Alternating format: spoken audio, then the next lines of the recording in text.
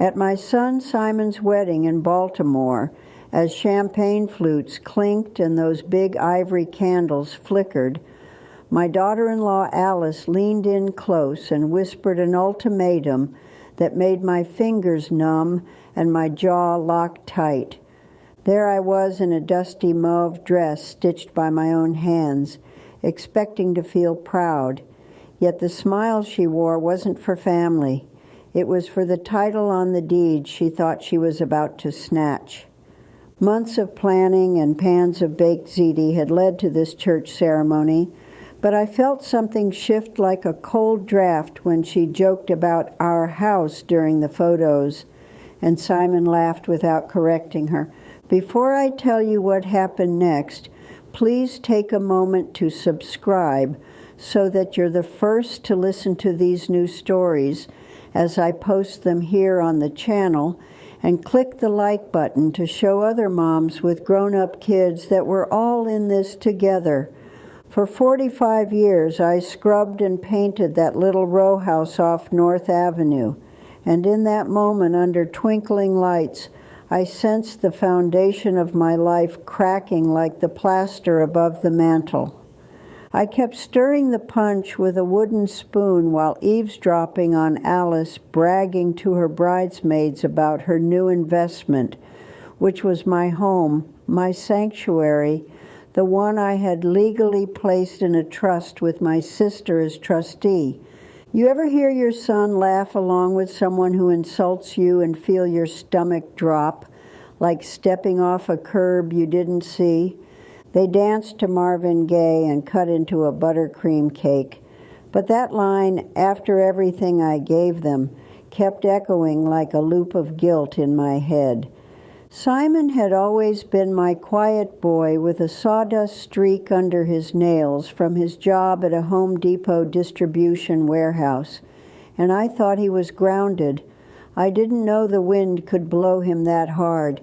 Alice, with her long lacquered nails and a diamond the size of a dime, talked about flipping houses on TikTok like it was a game, yet she only ever flipped gossip and feelings in our family.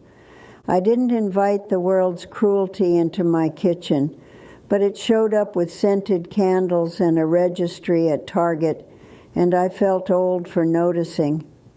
I set aside slices of sheet cake into little plastic containers and looked around the reception hall at neighbors who'd known Simon since his first scraped knee, and I swallowed the urge to warn them about the storm brewing behind his smile. You see, I never meant to eavesdrop on their private conversation after dinner, but the line, "This is still my house, no matter how loudly you shout," was lodged in my throat before they even started talking.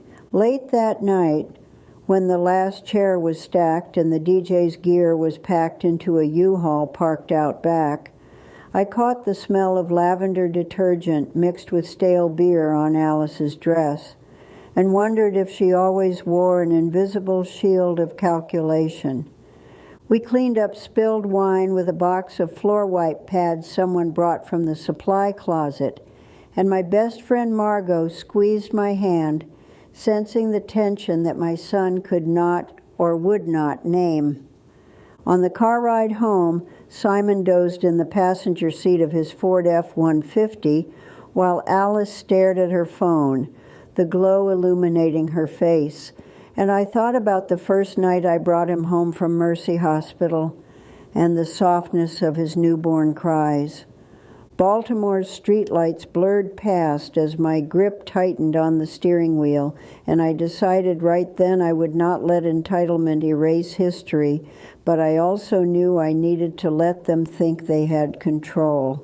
The cool leather under my fingers felt like a lifeline, and I whispered to myself that I had prepared for this moment years ago after reading about elder scams in an AARP magazine that warned about greedy relatives.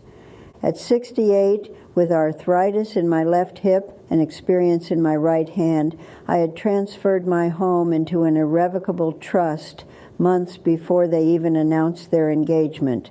And my sister Janice, a retired nurse with a good head for details, held the position of trustee. I didn't tell Simon because I wanted to believe he would never put me in this position, yet I also knew consent is required in Maryland to record phone calls, and I wasn't about to get entangled in two-party consent laws without cause.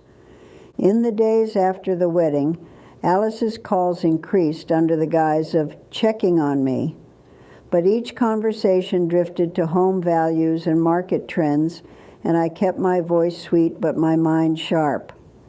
You know the market's hot, and your row house could fetch $375,000 easy, she chirped while I quietly folded laundry and mentally recited the statute that said I didn't need to give her access to my devices, passcodes, or locks because trust property is separate from personal property. She asked about the deed as if it were a recipe card, and I calmly told her that my bank, Wells Fargo, required a minimum of 5 business days to clear any large wire transfer, which meant she couldn't get the money overnight even if she somehow tricked paperwork past the county clerk. I played dumb over coffee at Dunkin' while she bragged that Simon had downloaded a Rocket Mortgage app and could sell faster than a kitchen timer, but I knew from experience that closing on a house takes time, inspections, and a lot of patience. No magical 24-hour miracles happen without an explanation. One afternoon, I heard Alice telling someone on speakerphone that she planned to stage the living room like a home decor magazine, and I excused myself to check on the roast in the oven, letting her think I was as gullible as she hoped. In truth, every Tuesday I met with my attorney at a little office above a Verizon store downtown, and we reviewed the trust documents again like they were scripture, ensuring there were no loopholes for unscrupulous new family members to exploit. Part of me mourned that I needed legal armor against my own flesh and blood. But the bruising truth of being a mother is that love doesn't excuse betrayal. It just clarifies it. My kitchen had always been the center of our home, with a clock that ticked like the heartbeat of our family, and a jar of Folgers grounds that never emptied, and now it felt like a war room where I mapped out how to protect my legacy. I put sugar in my coffee one morning and told myself not to panic when Simon texted asking if I still had the original deed, because he'd lost his copy of the family paperwork, and my heart sank, but I replied with a simple, "I'll look later." The sun spilled over the checkered curtains onto the table where I scribbled numbers, and I kept thinking about how he used to scribble dinosaur drawings there, his little tongue sticking out with concentration. When a neighbor from the next block, Mrs. Watkins, stopped by with a casserole, she mentioned seeing Alice out front measuring the porch with a tape measure, and my throat tightened as I realized they were serious about remodeling a house they didn't own. I laughed it off and asked about her grandson's baseball game, but inside a plan was forming, and I decided to let them feel confident enough to expose their greed publicly. At night as I lay in bed, I stared at the ceiling fan and listened to the distant hum of the city, thinking of my late husband Frank, who died 10 years ago after a stroke. And I promised his memory that I would not let our son be used as a pawn. The next Sunday, Alice invited herself to my house with a measuring tape and her laptop bag, and she walked through each room taking photos on her phone, remarking how dated everything looked. And I made a mental note of every time she touched a drawer or cabinet. There was a moment when she paused at the framed picture of Simon dressed as a scarecrow for Halloween in 1993, and I thought I saw a softening in her eyes. But then she sneered and said, "We'll replace these old frames with something modern," and the softness vanished. After she left, I locked the front door and physically removed the house keys from the hook, storing them in my pocket because device lock access was staying tight within my control. I didn't trust a single keychain I hadn't handed out myself. The next morning I drove down to the Baltimore City Land Records office with Janice by my side, our sensible shoes squeaking on the polished tile, and we reviewed the index to make sure the trust deed was recorded and no unauthorized liens or notes had been added. The clerk, a woman named Cheryl with round glasses and a crocheted shawl, confirmed everything looked good and double-checked the digital microfiche, and I felt a wave of calm wash over me like the smell of fresh paper. Leaving the courthouse, I saw a pair of newly married couples posing for photos and thought back to Simon and Alice's big day, and a flicker of sadness mixed with anger warmed my cheeks. By then, small cracks began to show in Simon and Alice's union. He would show up alone for Sunday dinner, complaining about late work shifts, while she claimed to be at yoga, though Simon's best friend, a neighbor named Carlos, had seen her at a CrossFit gym with another man. It wasn't my place to pry, yet the information trickled into my ear like a leaky faucet, and I stored each drip for later use, not out of malice, but because patterns often reveal motives. A few weeks later, Alice and Simon invited me to brunch at a trendy cafe near the Inner Harbor, and I noticed her new Coach bag perched on the chair like a trophy while she ordered avocado toast and pressed Simon's knee under the table, coaxing him to bring up our plan. They asked me to consider moving into assisted living, suggesting that the house was too much work for me, and I squeezed the ceramic mug so hard my knuckles turned white. I smiled thinly and said I appreciated the concern, but I liked my home, thank you very much, and besides, the house would be ready to sell only after certain repairs, which would require permits and inspections that I knew would take months. Alice huffed, but Simon nodded as if rehearsed. She had obviously coached him, and I noted the unnatural cadence in his speech, like he was reading from a script rather than speaking from his heart.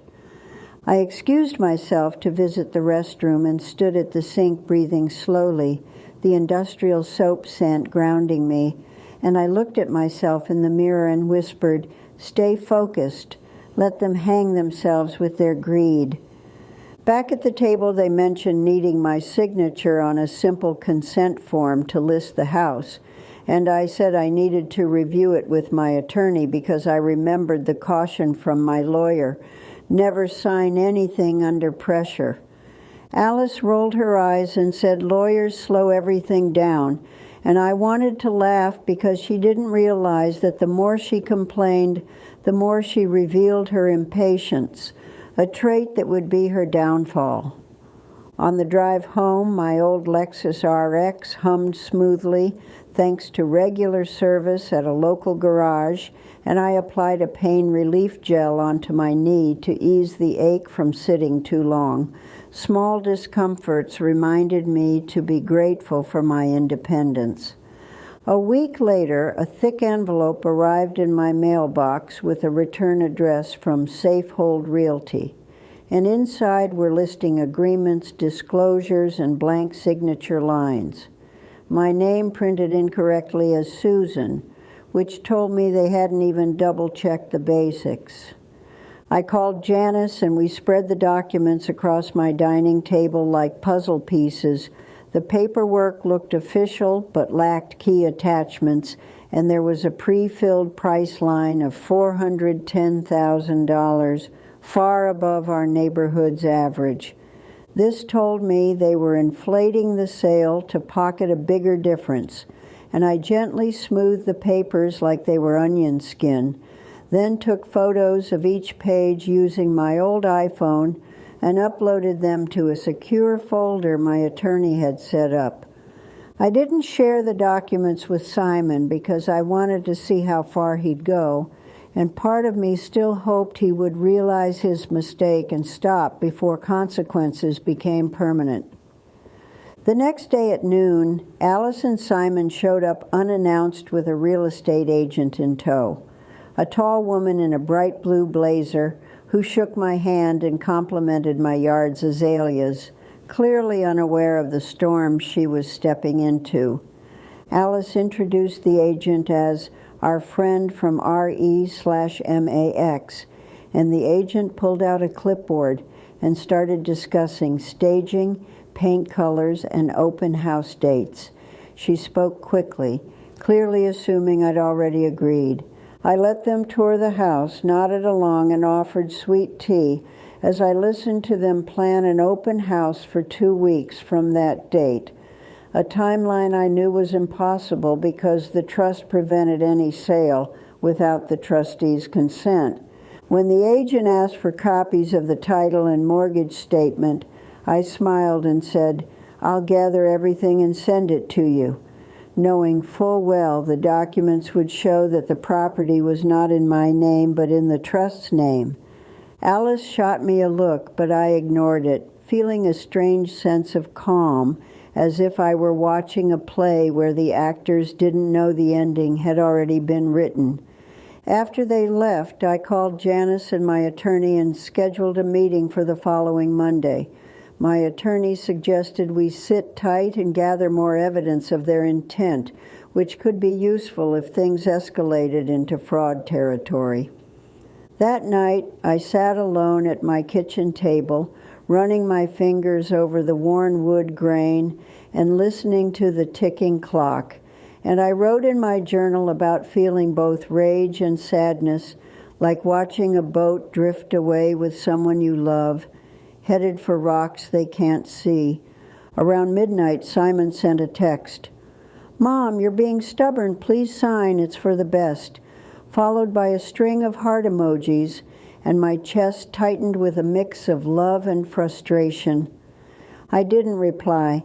Instead, I forwarded the message to Janice for our records, mindful of preserving a trail in case we needed to show that I'd been pressured. The next morning, the smell of bacon frying and coffee brewing grounded me. Food always reminded me of my purpose and the decades of breakfasts I'd prepared for my family. I sat on the porch with Margot, who sipped her coffee from a white ceramic mug, and she said gently, "Remember when Grace's Stories channel mentioned a case like this, where a woman's daughter-in-law tried to trick her into signing over the house? You told me then it felt like fiction. Now look."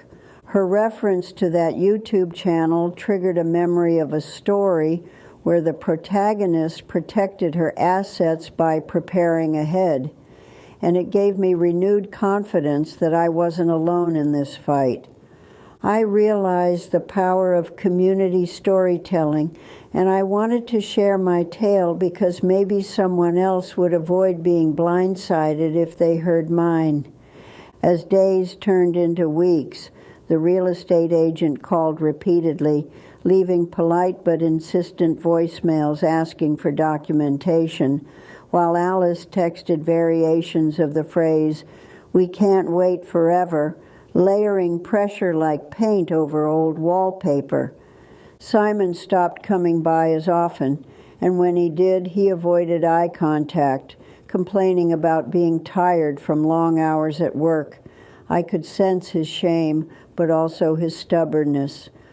On a warm Saturday afternoon, the agent left a message that the open house was scheduled for June 18th, and I almost laughed because it was already June 14th, and they still didn't have authorization. Her voice had a hint of worry, perhaps realizing something was amiss. Janice and I sat on my porch swing reading the messages, and she said, "They're digging their own hole," and I squeezed her hand in agreement.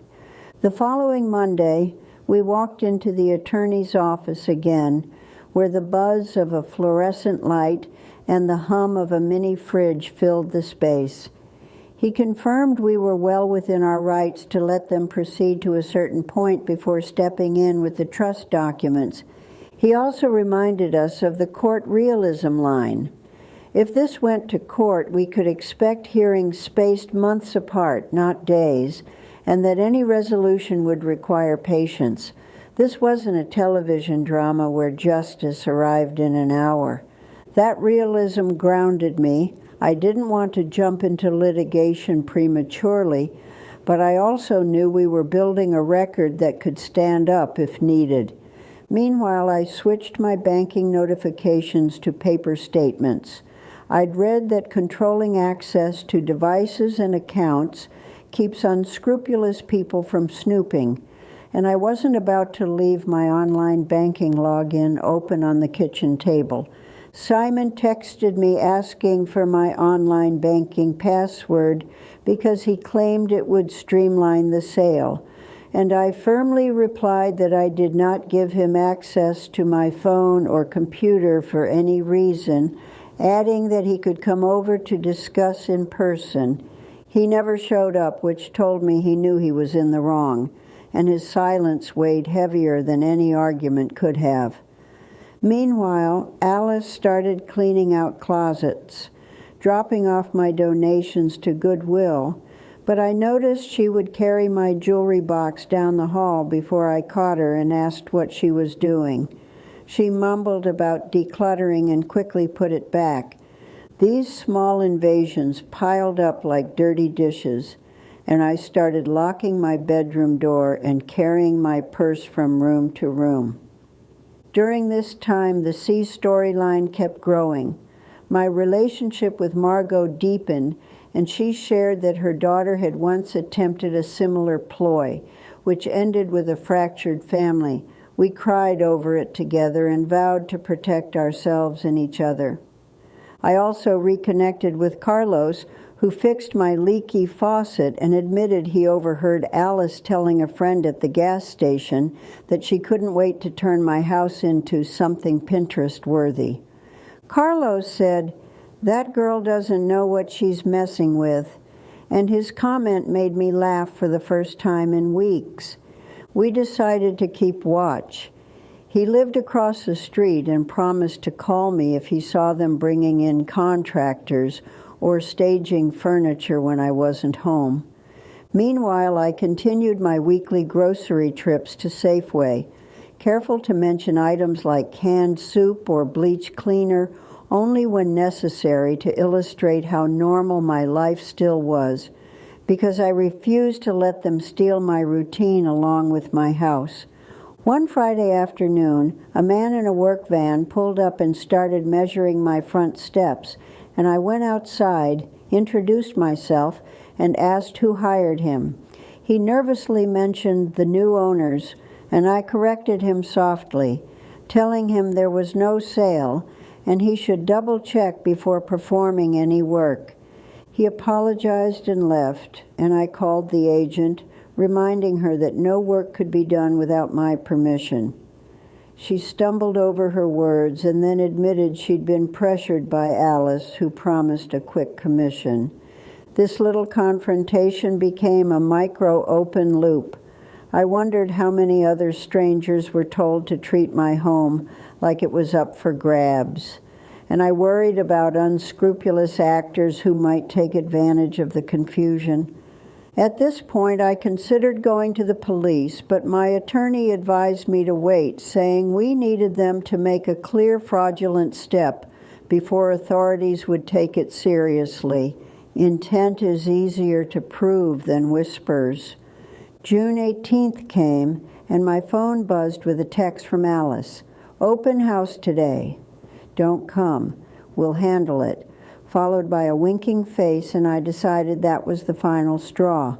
I put on my best church dress, the same one I had worn to my husband's funeral, and drove back home, parking across the street near Carlos's driveway. There were balloons tied to the mailbox, and a sign from RE/MAX stuck in the grass, with an arrow pointing to my front door that read, "Open house 1 to 4 p.m. Strangers milled around my front porch, stepping on the welcome mat I had crocheted 2 decades ago, while Alice, dressed like a professional realtor, greeted them with a clipboard and recited features about my home. I took a deep breath, walked across the street and up my own driveway, the smell of fresh mulch hitting my nose, and I stood at the top of the steps feeling both terrified and resolute.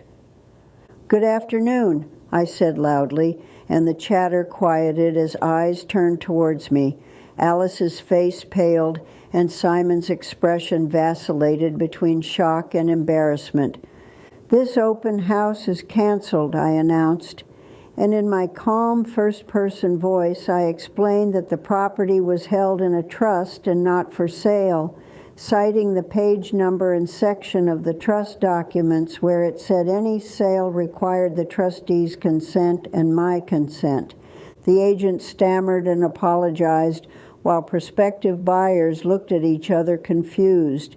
One woman whispered to her husband and quickly left, embarrassed to be caught in someone else's family drama.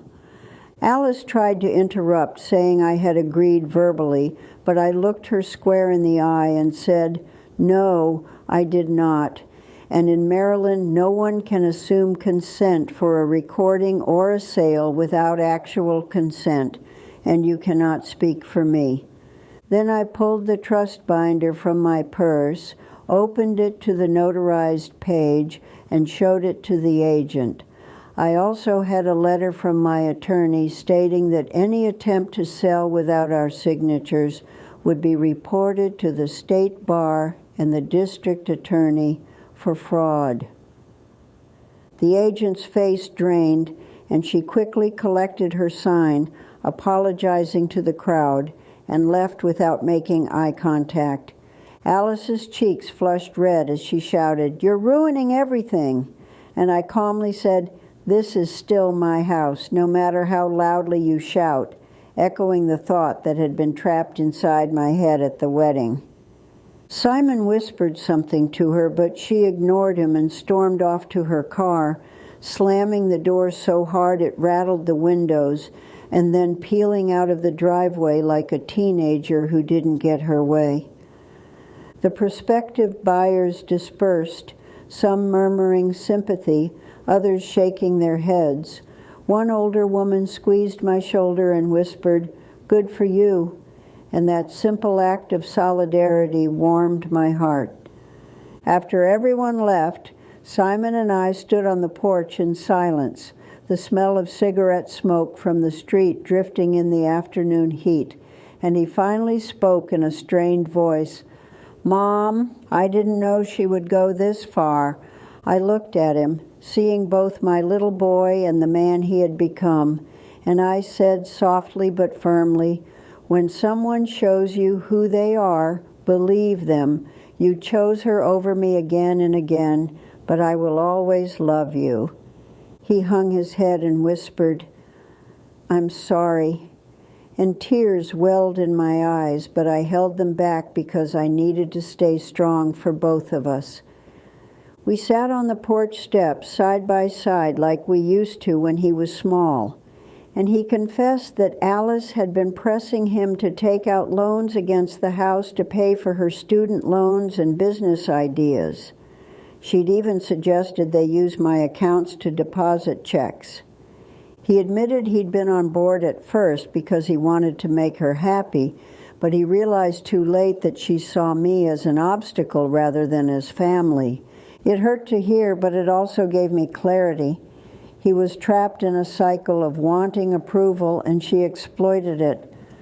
I told him I had moved the house into a trust because I wanted to protect my assets and ensure he would have a home after I was gone. But he needed to realize he might not inherit it if he chose to side with someone who tried to steal it. He nodded slowly, processing my words, and I could see a weight lifting as truth settled over him like dew. In the following days, word about the canceled open house spread through our neighborhood like wildfire. Neighbors dropped off casseroles and murmured admiration, while some gossipers speculated about a pending divorce. Alice's family called me, accusing me of humiliating her, and I calmly explained the legal facts, inviting them to read the trust documents. They hung up quickly, and I suspected they hadn't known the extent of her scheme. Simon slept on Carlos's couch for a week, and when he came to pick up some clothes, he looked gaunt and apologetic. He whispered that he didn't know if he could stay married to someone who would treat his mother like property. I told him that was his decision, not mine, and I handed him a bag of his childhood keepsakes, including the scarecrow photo and some letters he'd written at summer camp, reminding him of the boy he'd been. He hugged me tightly, and in that embrace I felt decades of love and frustration swirl together. We held on until the weight of words unsaid dissipated like steam off a pot. Alice, meanwhile, tried to spin the narrative on social media, posting that she'd been the victim of an overbearing mother-in-law, but the comments section quickly turned against her as people pointed out that trying to sell someone else's home without permission was unethical. She also received a call from the real estate agent's broker, who threatened to file a complaint with the state bar for being misled into participating in a fraudulent transaction. The agent wanted to protect her license and reputation. Alice's job at a marketing firm put her under scrutiny too. Her boss apparently saw the posts and suspended her for violating the company's ethics policy, citing concerns about trustworthiness and client representation. In the background, my attorney filed a cease and desist letter against Alice, forbidding her from representing herself as having any authority over the property. We mailed copies to her, Simon, and her employer via certified mail. I learned later that her credit cards, the ones she used to buy designer shoes from Nordstrom and coffee from Starbucks, were maxed out, and she'd been counting on the proceeds from the house sale to pay them off. Without that infusion of cash, bills came due quickly, and the cracks in her facade deepened. She tried to open a new line of credit at Capital One, but was denied due to her high debt-to-income ratio. Simon told me she called him at work crying, saying she felt betrayed and that I had ruined her life. He replied that she had tried to ruin his mother's life and he needed space. The tension between them erupted one night when he returned to their apartment and found it empty except for a note scrawled on a CVS receipt saying she was staying with friends. Her leaving didn't surprise me. She moved out 2 weeks later, taking her clothes and the expensive blender they'd gotten from a fancy kitchen store, and leaving him with bills he didn't know existed. He filed for divorce a month later, citing irreconcilable differences and financial deception. The process took months, but each hearing reminded him of the reality that courts do not move at lightning speed like TV dramas. During the separation proceedings, the judge asked for evidence of attempted fraud. My attorney submitted printouts of texts, the listing paperwork with falsified signature lines, and testimony from the real estate agent who admitted she'd been pressured by Alice. The court recognized the trust and my rights. The judge admonished Alice for her actions, noting that fraud is not just a civil matter but could have criminal implications. Alice tried to claim she didn't know the trust existed, but the agent testified that Alice insisted the house was free and clear. Her story crumbled like a stale cookie under cross-examination. By the end of the hearing, the judge ordered Alice to pay legal fees and attend financial counseling, and he reminded her that using deception to obtain property is a form of elder abuse, a phrase that stung but validated my experience. Simon's divorce was finalized about 8 months later. He walked out of the courthouse with a thin manila envelope and tears in his eyes, and he hugged me in the hallway under the buzzing fluorescent lights, the echo of footsteps around us. He moved back into his childhood room for a while, sleeping under his old Baltimore Orioles poster, but eventually found an apartment nearby and started attending therapy to rebuild his sense of self and boundaries.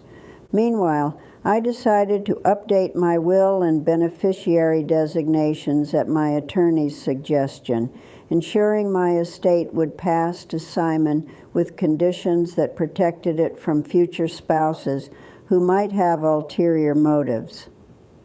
I also joined a support group at the local church for parents dealing with estranged children, and I learned that my story was not unique. There were so many of us, mostly women, who had been exploited by those we raised. One woman, Sandy, shared how her daughter forged her signature to drain her bank account, and another, Patrice, spoke of her son selling her car without telling her. Hearing their stories made me grateful I had preemptively taken legal steps. At one meeting, a kind lady handed out pamphlets from the Maryland Attorney General's office about elder financial abuse, and the statistics were staggering. I realized we had to speak up. Inspired, I went on Facebook Live with Margot to share a condensed version of my story, not to shame Simon, but to alert others. We mentioned we'd been inspired by channels like Grace's Stories to speak candidly. The response was overwhelming. Comments poured in from women across the country who thanked me for my honesty and said they'd been looking for stories like mine to give them courage. People from Tulsa, Dallas, Orlando, and even smaller towns like Topeka typed "listening from" and shared their own experiences with ungrateful children. At the end of the live, we reminded viewers to consult attorneys and consider trusts to protect themselves. And we also asked them to share where they were listening from, creating a sense of community. I started receiving letters with handwritten notes from strangers who said my story made them cry and also empowered them. Some included their own recipes or photos of their families. One envelope contained a crocheted square with my initials, and the note said, "Justice served cold, but well-deserved." Months passed, and life returned to a new normal. Simon and I rebuilt trust slowly with many coffee chats and counseling sessions. He apologized again often, but more importantly, he started taking responsibility for his own decisions. He realized he needed to set boundaries with future partners and not let anyone undermine our bond. We spent a lot of time in the garden planting marigolds and tomatoes, letting our hands in the dirt heal what words couldn't. Alice, from what I heard, moved to another state to start over. A mutual acquaintance mentioned seeing her working at a real estate office in Richmond, but I didn't follow her story because my healing didn't depend on her outcome. I did hope she learned something, though, not for her sake, but for the sake of whatever family she might encounter next. On a sunny May morning, I sat on my porch sipping tea when a police car slowly drove down the street. The officer stopped and waved, and I realized he was delivering flyers about a neighborhood watch meeting. He handed me one, and I asked if there were any new scams going around. He said yes. There had been reports of people posing as contractors to gain entry into seniors' homes. I nodded, thanked him, and decided to attend the meeting to share my experience. If there was one thing I'd learned, it was that silence protects predators. At the meeting, I spoke about the importance of reading all documents, verifying names, and trusting your gut when something feels off. Folks nodded and took notes on lined yellow pads. Afterward, a woman named Denise approached and said she'd recognized my name from Grace's stories and wanted to hug me for standing up for seniors. I smiled and accepted her warm embrace. My story had grown beyond my own kitchen table, and that gave me a sense of purpose beyond the betrayal. Looking back, I realized the smell of lavender detergent on Alice's wedding dress had been a warning, a scent I couldn't place at the time, but later associated with her manipulation. There were so many small signs I'd ignored to keep the peace, like her comments about moving my pictures or mocking my habit of reading paper bank statements. Those slights built up until they broke something inside me. If I could talk to my younger self, the woman swirling punch at the wedding reception, I would tell her to listen to that gut feeling and not dismiss it as paranoia. I would tell her that love does not require blind trust when finances and home ownership are on the table. Boundaries protect love, they don't diminish it. I've learned that you can honor your child while still standing firm. You can forgive without forgetting. You can move forward without returning to the way things were. People often ask if I regret inviting Alice into our family, and the honest answer is complicated. I regret the pain, but I don't regret the lessons. Those lessons taught me to trust myself, to prepare legally to speak up even when my voice shakes, and to share my story so others might avoid similar heartbreak. As for Simon, I see him every Sunday now for dinner. He brings groceries from Kroger and we cook together, laughing like we used to when he was a teenager stirring marinara sauce for spaghetti. Sometimes he stops by on his way home from a Baltimore Ravens game, his cheeks rosy from cheering, and he looks at me with gratitude rather than expectation. On his 38th birthday, he handed me a card that read, "Thank you for protecting our home and me from my own mistakes." And inside he had drawn a simple house with a heart in it. We still face challenges. Trust rebuilds slowly, and we sometimes revisit the hurt during therapy sessions, but we keep choosing each other. The smell of coffee brewing on Sunday mornings now triggers hope rather than dread, and the clock on the kitchen wall ticks steadily, a metronome to our new rhythm. I continue to volunteer at the church and knit with a group of ladies who call themselves the Silver Stitches. We swap stories, patterns, and advice on how to keep adult children from misusing our kindness.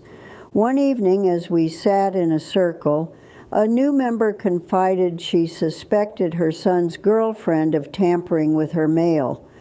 The group leaned in, offering support and suggestions like contacting the postal inspector and investing in a locking mailbox. I smiled, realizing that sharing our experiences creates ripples of awareness that could protect countless others. My banker at Wells Fargo now calls me personally when there's any unusual activity on my account, and I appreciate that courtesy. Small gestures mean a lot when you've been betrayed. I also installed a Ring doorbell after Carlos recommended it. He even helped me set it up, and we laughed about how times have changed. Trust is a delicate thing in this digital world. Still, I relish analog comforts, flipping through photo albums, handwriting birthday cards, and reading paperback books on my porch swing. I even started watching Grace's stories regularly.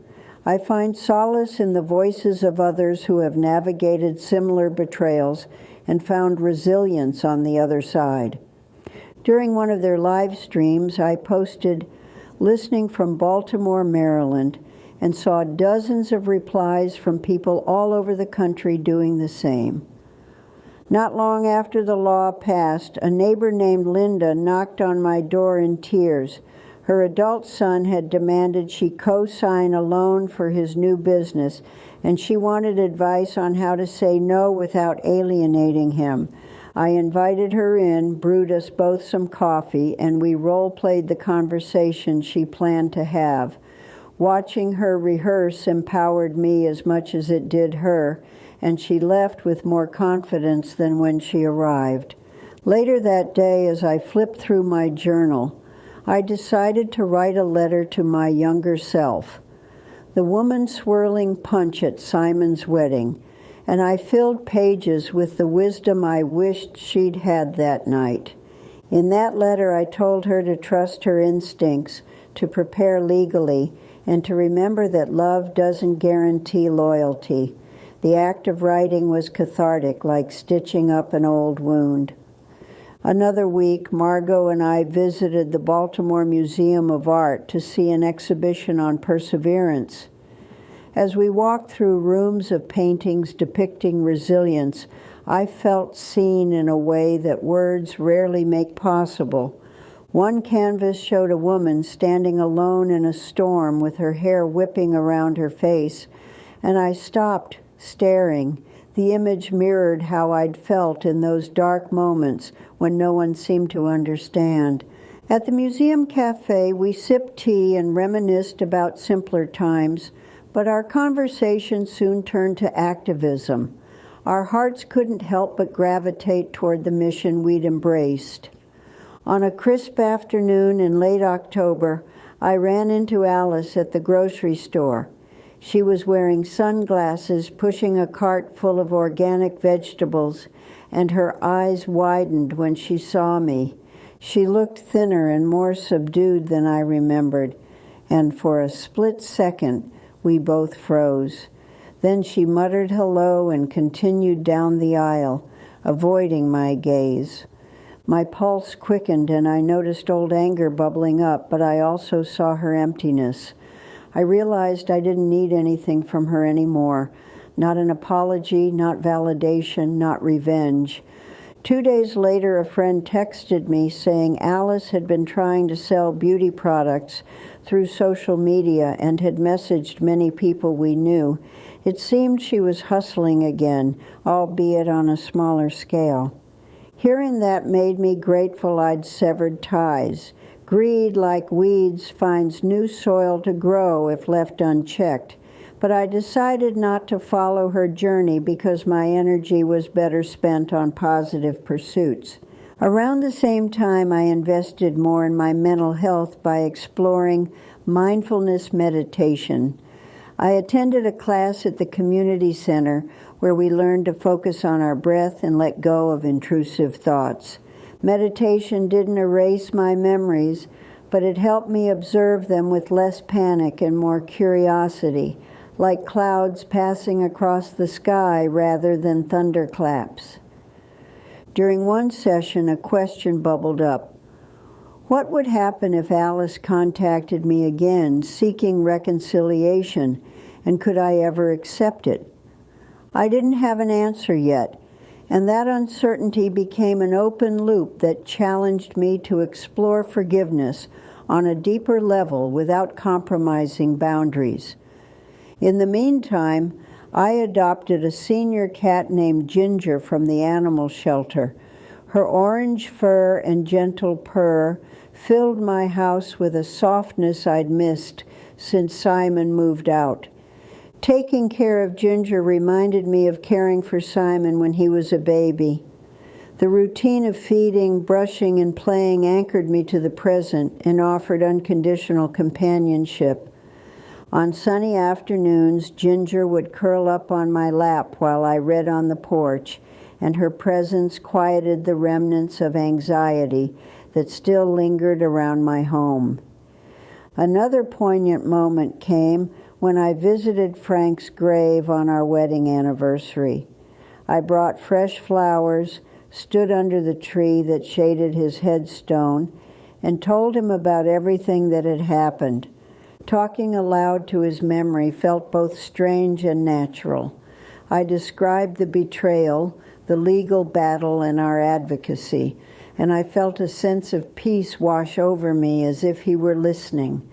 As I walked back to my car, leaves crunching under my shoes, I looked up at the sky and whispered thank you, feeling his approval in the breeze that brushed my cheek. A few weeks later, I opened a letter from the county council informing me that I would be honored at a local ceremony for my work protecting seniors. The invitation made my heart swell and my hands tremble slightly. Janice insisted we go shopping for a new dress, and though I didn't care much for fashion, I agreed, choosing a simple navy outfit that made me feel dignified and comfortable. At the ceremony, the council president shook my hand and presented me with a small plaque. Cameras flashed, and I felt a wave of gratitude for everyone who had supported me along the way. In my acceptance speech, I emphasized that I wasn't a hero, but a mother who refused to be erased. I urged the audience to listen to the seniors in their lives and to validate their concerns. After the applause faded, an elderly man approached me with tears in his eyes. He said his daughter had tried to move him into a nursing home against his will, and that my story inspired him to assert his rights. His words reminded me why I kept telling my tale. Each person touched by it added another layer of meaning to my pain, turning it into purpose. On the drive home from the ceremony, I considered writing a book about my journey. The idea felt daunting, but it also excited me because it could reach even more people. Would I be able to capture the nuance of betrayal and redemption on paper, and could my words help someone thousands of miles away to protect themselves? I decided to start jotting down chapter ideas on a notepad, outlining the cold open hook, the inciting incident, the legal strategies, and the emotional aftermath. Maybe one day it would become a real book. Those replies ranged from small towns in Iowa to bustling streets in Los Angeles, and each one carried a story of a mother or father feeling blindsided by entitlement, which made me realize how widespread these betrayals had become. Later that week, my mailbox was stuffed with handwritten letters from strangers who had watched my live stream and confided their own experiences, and I sat at my kitchen table reading until midnight, tears mixing with gratitude. One woman from Ohio wrote about her grandson forging her signature on a loan document, and another from Texas shared that her daughter had sold her car without asking. Their honesty fueled my determination to keep speaking up. It struck me that for every story shared publicly, there were likely 10 more whispered in kitchens like mine, and I wondered how many of us suffered in silence to avoid embarrassment.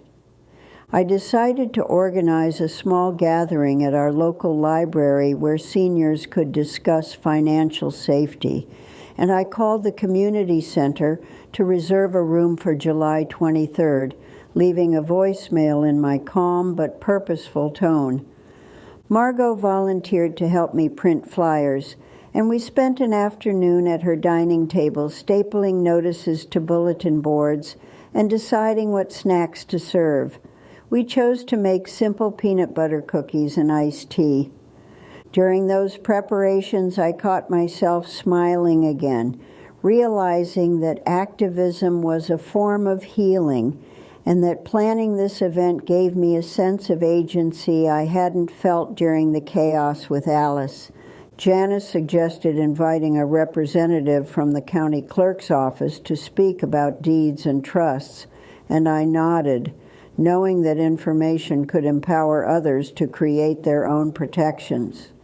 We also reached out to a local police officer who specialized in elder fraud, and he agreed to give a brief presentation on common scams and how to report them. His eagerness surprised me in a good way.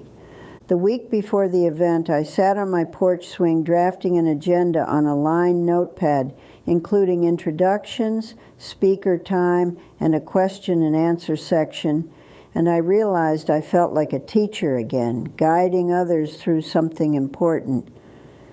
As I wrote, the smell of honeysuckle drifted from my neighbor's yard, and for a moment I was transported back to summer evenings when Simon was small and we played catch until the fireflies came out. That memory broke open a tender part of me, and I wondered how different our lives might have been if Frank had still been alive to guide Simon through adulthood. Would he have been able to sense Alice's motives sooner?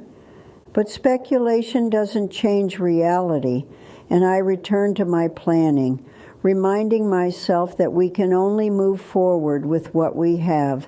Still, the thought of Frank's broad hands steadying mine brought a tear to my eye. The day of the workshop arrived, and I woke up early to bake cookies while the sky was still pink.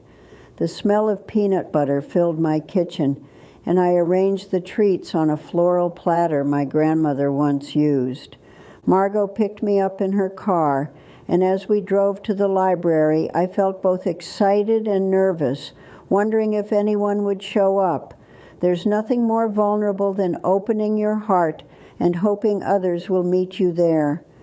To our surprise, more than 30 people filled the library room, some with walkers, others with grandchildren in tow, and their eyes were bright with curiosity and fear.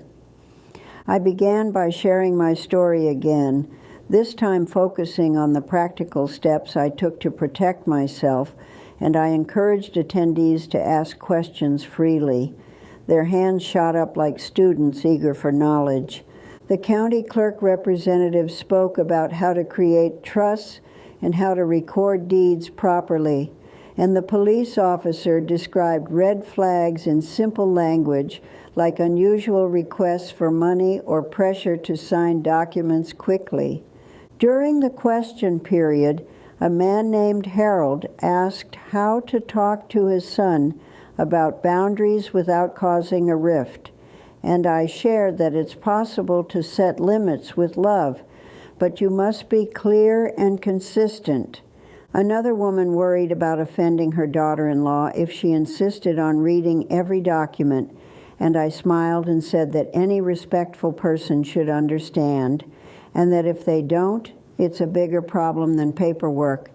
The discussion flowed naturally, and I felt like we were building a new kind of family, one based on shared experience rather than blood. Afterward, several attendees hugged me, and one whispered, "You saved my home," which shocked me because all I'd done was tell the truth and share my tools. Driving home that afternoon, I felt a deep sense of purpose, and I glanced at the ring Frank had given me on our 10th anniversary. It gleamed in the sunlight, a symbol of lasting commitment that no one could take from me. Later that evening, Simon came over and we sat on the porch sipping lemonade as I told him about the workshop.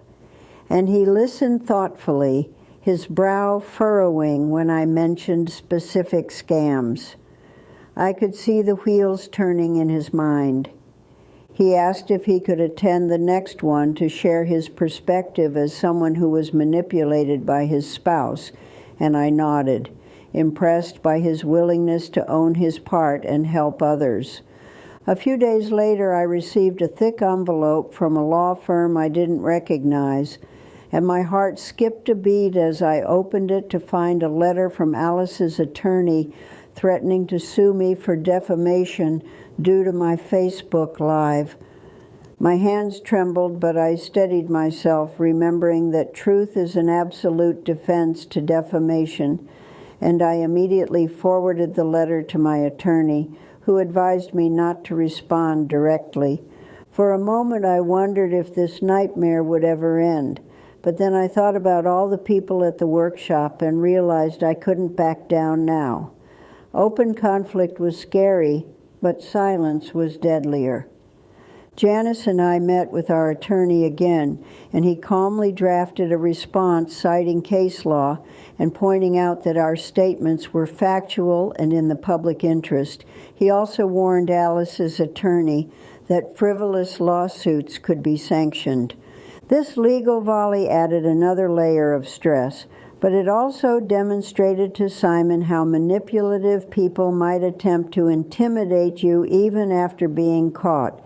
Life tests our resolve in unpredictable ways. During that time, I kept to my routines to maintain sanity. I planted begonias in my flower bed, visited the hair salon for a trim, and took long walks around the reservoir, listening to birdsong and letting the wind clear my mind. While out walking one afternoon, I saw Alice across the street getting into a car with a man I didn't recognize, and she looked away quickly. My heart pounded, but I reminded myself that she was no longer my concern. However, that sighting set my nerves on edge, and I wondered if she might try to retaliate in some unforeseen way. My mind went to whether she could hack into my accounts or tamper with my mail. To address those fears, I called my bank again and spoke with the branch manager, reiterating that no one other than myself and Janice had authority over my accounts, and she reassured me that a note was in place and that any unusual activity would trigger a call. I also visited the local post office and requested that my mail be held whenever I traveled, ensuring no one could intercept sensitive letters. The clerk, an older man with kind eyes, nodded knowingly as if he'd seen this scenario before. Margot and I decided to take a short trip to Ocean City for a weekend to clear our heads. And on the drive there, the radio played classic rock while the horizon filled with blue water, offering respite from the tension back home. We walked along the boardwalk eating funnel cake, feeling the salty breeze on our faces, and we talked about everything from grandchildren to retirement savings, letting laughter wash away some of the heaviness. While we were away, Carlos texted that he saw someone lingering near my porch at dusk, but the motion sensor light and Ring doorbell camera caught the individual's face, and the recorded clip showed it was just a delivery driver leaving a package. That small scare reminded me that vigilance was necessary, but that I couldn't let fear consume me. Life demands balance even when we're hurt. Upon returning home, I sorted through the accumulated mail and found a postcard from my niece in Florida, inviting me to her fall wedding. The irony was not lost on me, but I smiled and decided to attend. I saw weddings differently now, understanding how vows can be manipulated, yet I also wanted to celebrate love when it's genuine and grounded in respect. Preparing for the trip, I checked my travel bag and chuckled at how organized I'd become, labeling everything and making copies of important documents. Perhaps trauma turns us into meticulous planners. Before leaving, Simon installed new deadbolts on my doors and insisted on paying for them himself. He wanted to contribute to my sense of security, and his gesture warmed me. On the flight to Florida, I sat next to a woman named Beth, who started chatting about her grown children.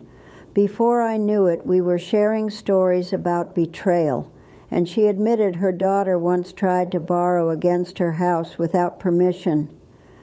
I found myself giving advice to a stranger at 30,000 feet, and she took notes on a napkin, promising to speak to an attorney when she returned home. It made me realize my story had turned me into an unofficial advocate. At the wedding, the sun set over a lake as two young people promised to honor and protect each other. I clapped, hoping their marriage would not include greed or manipulation.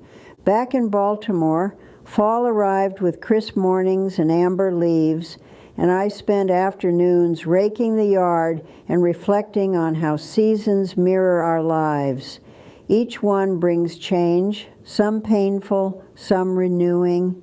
Simon helped me clean the gutters, and we had a conversation about his childhood, laughing about the time he got his head stuck between stair railings and I used butter to free him.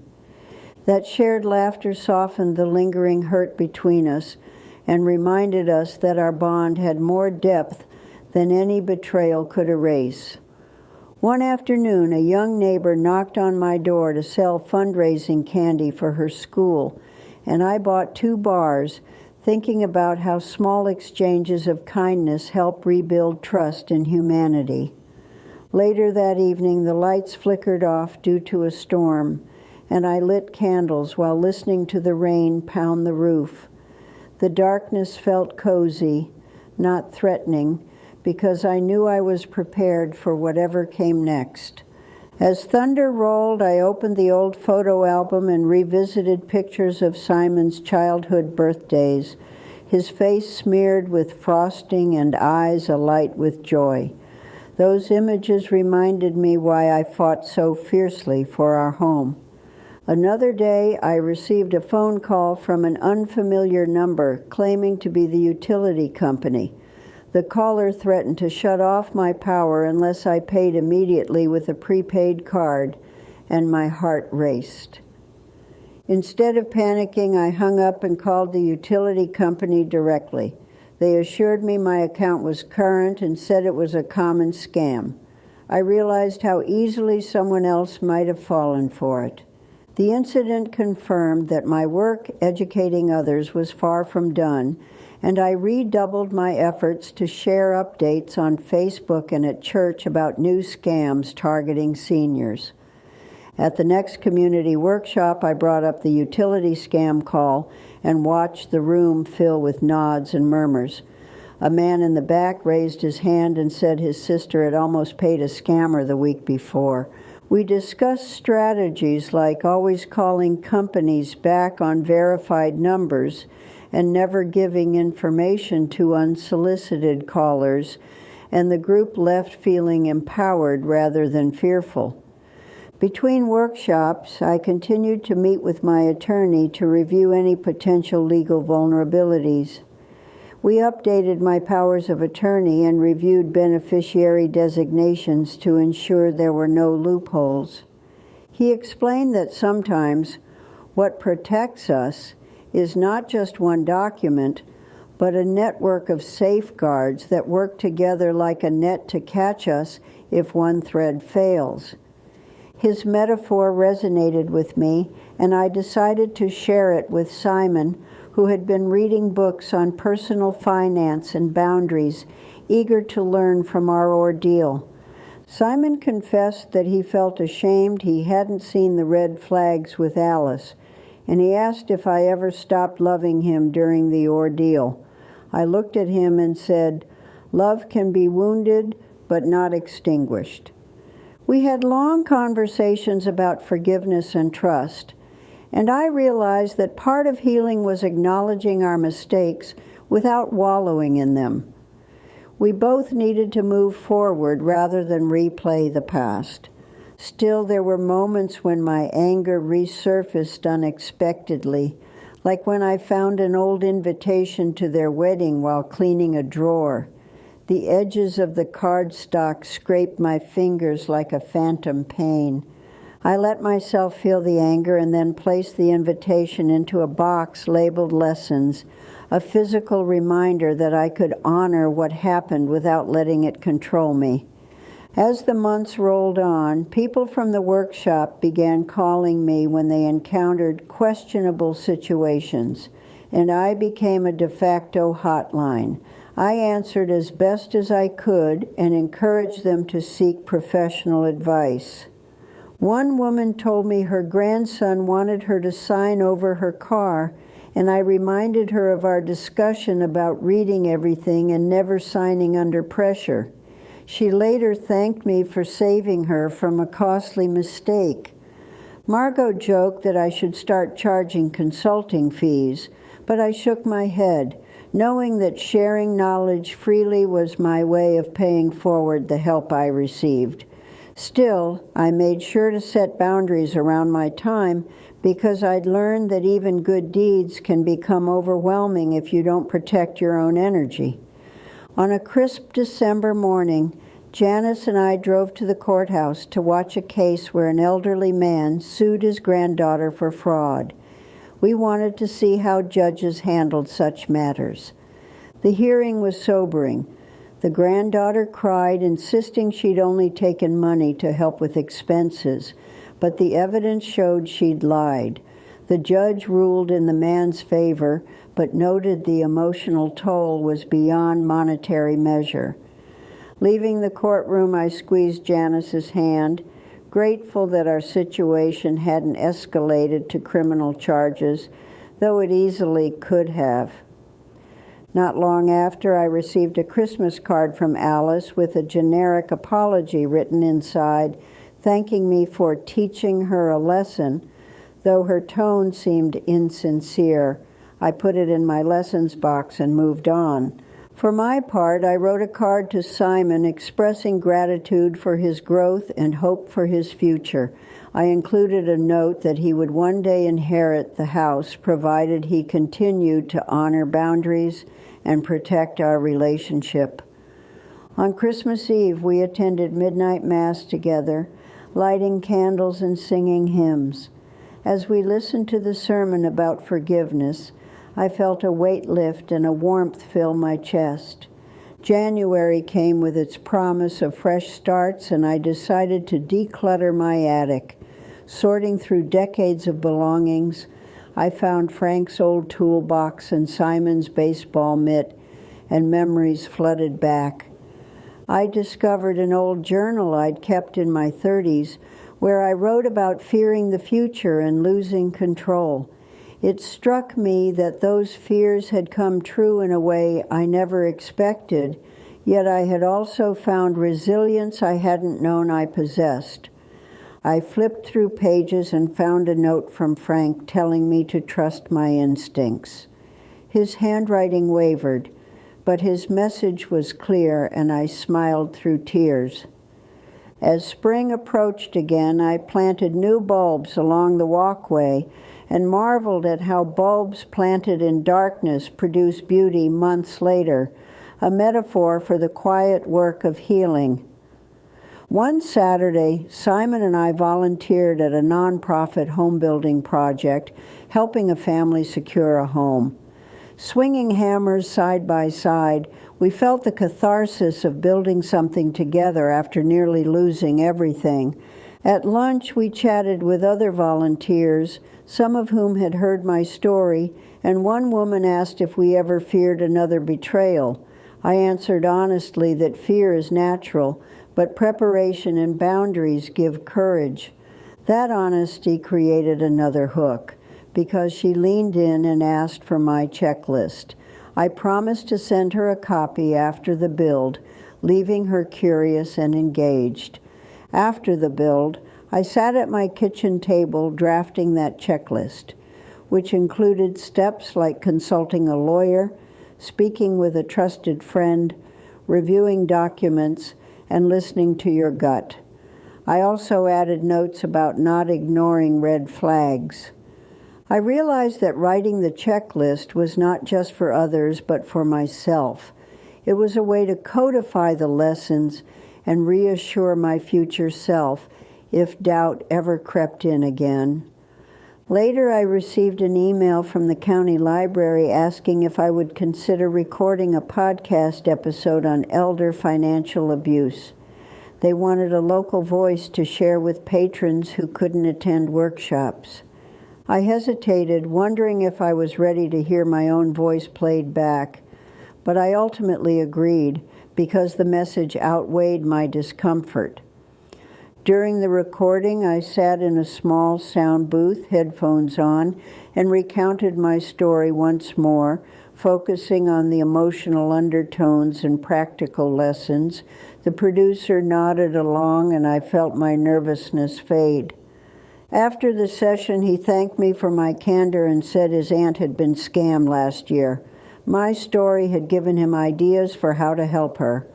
Listening to the edited podcast weeks later, I heard the tremor in my voice when I described the betrayal, but I also heard strength when I spoke about reclaiming control. The library posted the episode on their website, and I got emails from listeners as far away as Alaska and Hawaii, reminding me of the far-reaching impact of speaking up. One message came from a retired school teacher in Anchorage who said she heard the episode while quilting and burst into tears. Realizing she needed to talk to her son about her will, she thanked me for giving her courage. These responses reinforced my belief that our stories are powerful catalysts for change and that silence breeds vulnerability. Around that time, I also joined a webinar hosted by a national elder law group to learn more about guardianships and medical directives. The speaker talked about how important it is to keep documents updated every few years. She mentioned cases where outdated wills led to unintended consequences, which prompted me to schedule another appointment with my attorney to review mine again, ensuring nothing could be contested. During that meeting, he asked if I'd like to add a clause specifying that anyone who contested the will without probable cause would forfeit their share. I agreed, wanting to deter future conflicts. After leaving his office, I stopped by a cafe and treated myself to a slice of chocolate cake, savoring each bite as an act of self-care. Simple pleasures kept me grounded. That evening, as I washed dishes, I thought about how far I'd come, from swirling punch at a wedding and feeling the floor drop out from under me to becoming an advocate in my community and beyond. I also acknowledged the quiet moments of doubt that still visited me late at night, whispering questions like, could I have prevented this earlier? Or, will it happen again? Those questions never fully disappear, but I learned to counter them with facts.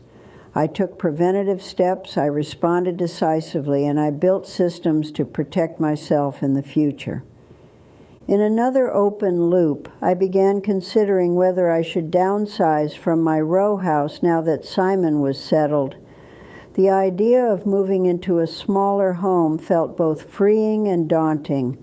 Would selling on my own terms signal the end of an era or the start of a new chapter? And could I detach from the physical space without feeling like I was erasing my history? I reached out to Janice and Margot for their opinions, and we spent an entire afternoon listing pros and cons on yellow legal pads, debating everything from maintenance costs to emotional attachments. Ultimately, I decided to stay put for now, but I kept the idea alive in my mind, another hook for my future self to revisit when the time felt right.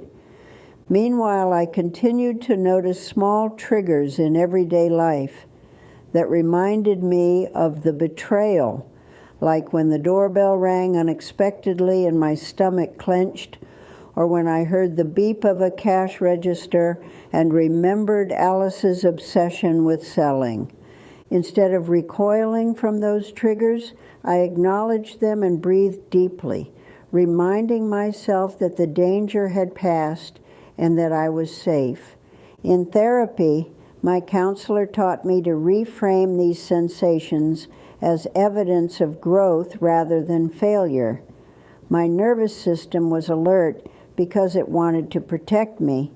These insights deepen my empathy for others who are triggered by past traumas, and they reinforce my commitment to creating safe spaces for seniors to discuss these issues. At church one Sunday, our pastor preached about boundaries in relationships, citing the biblical proverb, "Above all else, guard your heart." And I nodded, feeling the resonance of those words in my bones. After the service, several congregants pulled me aside to thank me for inspiring the sermon. I felt humbled and responsible to keep sharing my message with integrity.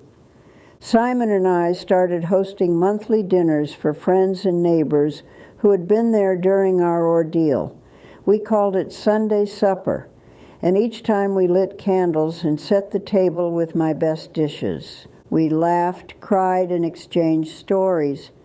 And these gatherings slowly replaced the memory of the wedding reception that had started this whole saga. Redemption can look like casseroles and conversation. At one supper, an elderly couple named the Browns told us their grandson had recently apologized for trying to pressure them into selling their farm. He'd been inspired by our story, proving that healing can ripple outward in surprising ways. Hearing that made me choke up, and I silently thanked every person who had shared my video or my workshop flyers. Together, we were changing narratives, one conversation at a time. Months later, I found myself at the DMV renewing my driver's license.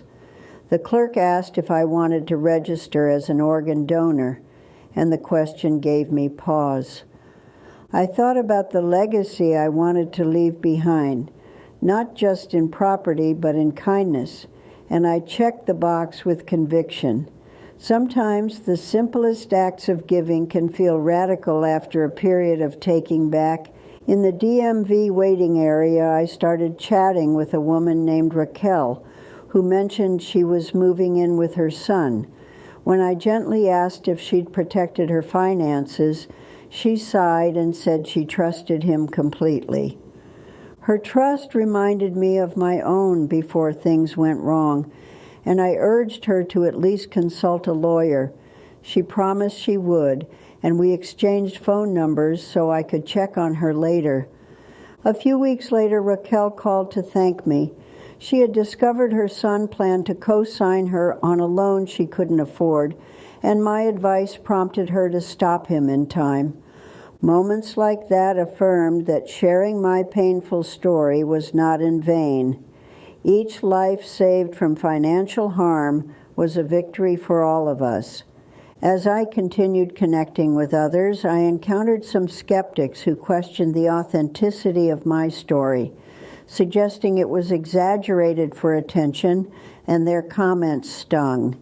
However, rather than engaging defensively, I reminded myself that I know my truth, and I invited them to come to a workshop or check public records.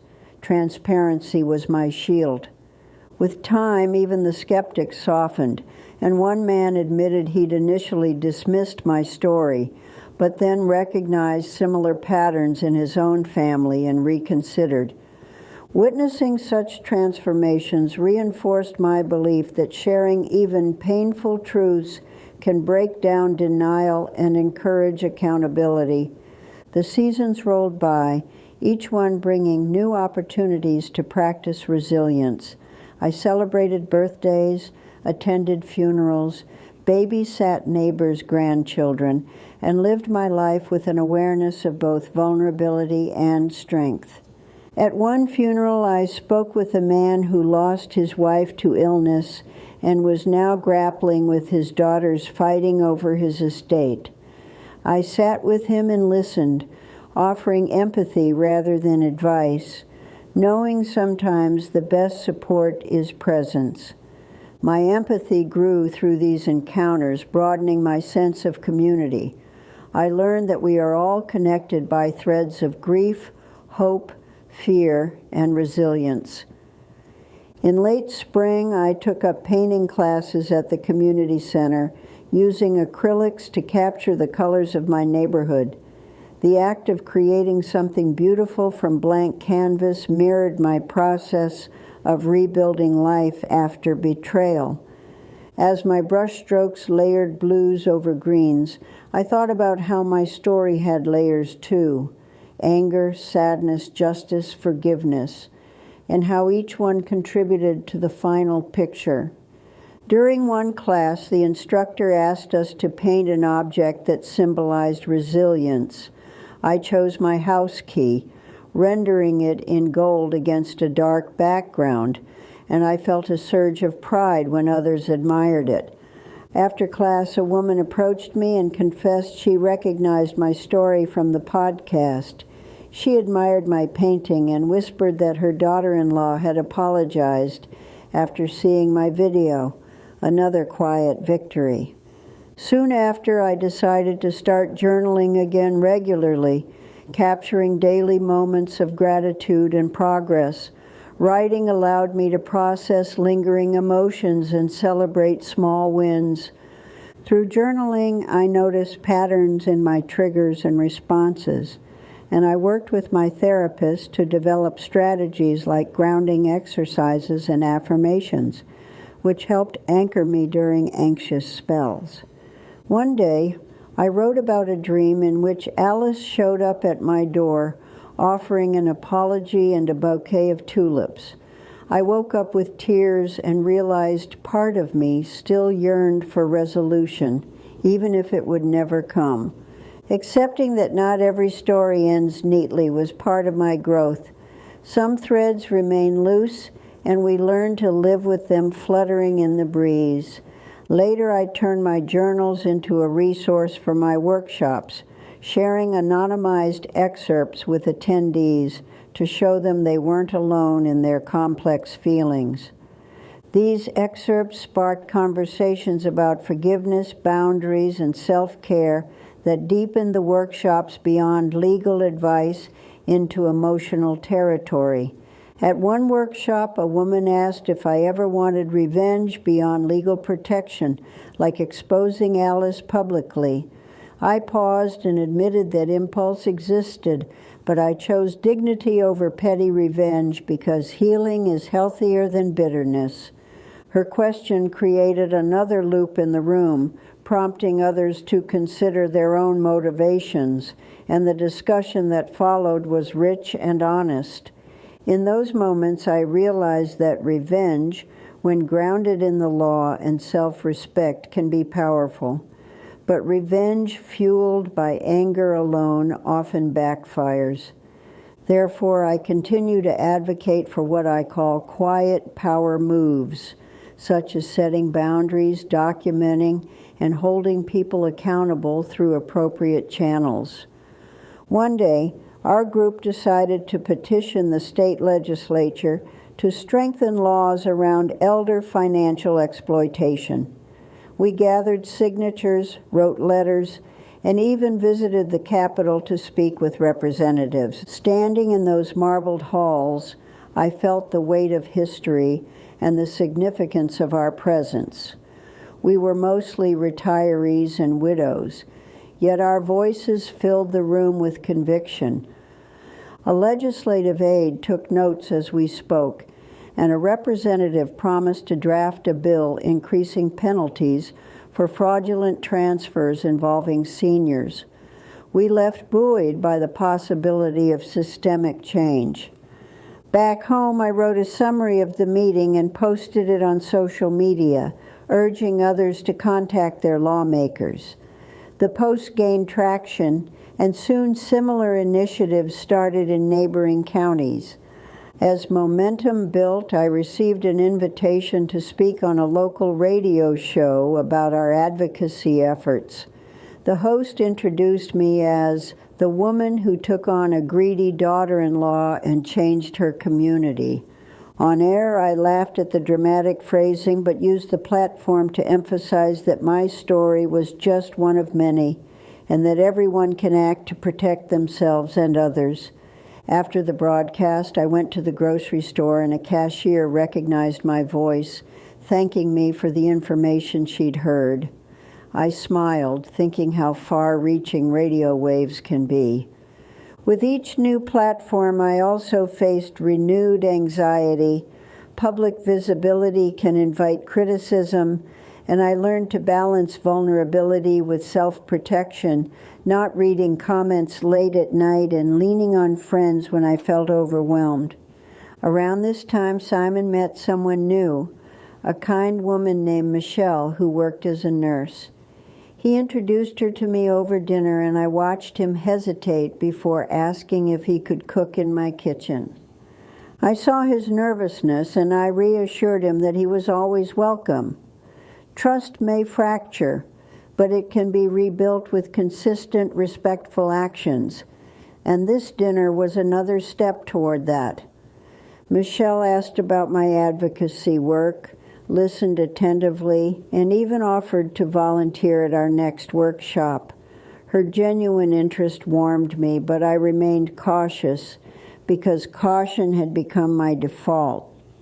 Over months, Michelle showed up consistently, supporting Simon and never once asking about my house or money, which slowly eased my fears. She seemed to value family for who we were rather than what we had. Watching Simon move forward made me consider dating again, but I hesitated. My identity had shifted from wife to widow to advocate, and I wasn't sure how romance fit in anymore. Margot encouraged me to attend a senior singles event at the community center, and after some coaxing, I went. I danced with a widower who loved jazz and enjoyed an evening of innocent fun. He asked for my number, and I gave it, but I was clear that my life was full. He respected that, and we exchanged occasional calls, yet I kept my boundaries firm. Sometimes healing means opening your heart a little, even if it feels risky, because closing it completely would be another way of letting the betrayal win. As the years passed, I found more opportunities to mentor younger women in my church and neighborhood. They sought guidance on everything from career decisions to handling difficult relationships. I drew on my experiences, but also acknowledged my limitations, telling them to seek professional advice when needed. Humility is part of wisdom. One young woman cried as she told me her fiancé pressured her to move into his parents' house and put it in their names. I gently advised her to consider the red flags and not to ignore her discomfort. Later, she returned to tell me she'd called off the engagement. She felt heartbroken but also relieved, and she thanked me for giving her permission to trust herself. Listening to her, I realized how my story had evolved from a single revenge plot into a web of interventions preventing similar harm. Each time someone listened, a potential injustice was stopped. In quiet moments, I still revisited my own hurt. Sometimes I dreamed of the wedding day where this all began, and I woke with my jaw clenched. But those dreams became less frequent as time went on. During therapy, I learned that healing is not linear. Triggers can arise even after years. And that doesn't mean you haven't healed. It means your brain is wired to protect you. Armed with that understanding, I treated myself with compassion instead of frustration when old feelings surfaced, like when I saw a couple bickering over money in a grocery aisle. I would grip the cart, breathe, and remind myself that I had survived worse. Then I would gently refocus on the present moment, choosing ripe tomatoes or comparing prices. By doing so, I reclaimed control over my internal landscape, another form of quiet revenge against those who tried to destabilize me. Eventually, our state passed the elder fraud bill we advocated for, increasing penalties and adding resources for victims. The law was named after a local woman, but I knew we all had a hand in it. On the day it passed, we held a small celebration at the library. Cupcakes and hugs were exchanged, and I felt the weight of collective effort melt into joy. At the gathering, a reporter asked if I ever forgave Alice. I thought for a long moment and answered that forgiveness is a process, and while I no longer carry anger daily, I will never forget what happened. I added that protecting myself and helping others was my way of transforming my hurt into something positive. He nodded and scribbled notes capturing my words for his article. The article came out with the headline, "Baltimore Grandmother Turns Betrayal into Advocacy," and I laughed at how grand it sounded, yet I was grateful for the awareness it raised. As I read the piece, I recalled my earliest fear that speaking up might invite judgment, and I realized that fear had been eclipsed by a larger purpose. As the narrative of my life continued, I kept discovering new chapters. Some were restful, like afternoons spent knitting, while others were intense, like lobbying at the Capitol. Both were necessary. Through it all, I remembered to savor the small joys. The first snowflake landing on my glove, the crackle of a fireplace, the taste of a homemade cookie, the warmth of a hug from Simon. Those small joys anchored me when the bigger waves threatened to pull me under.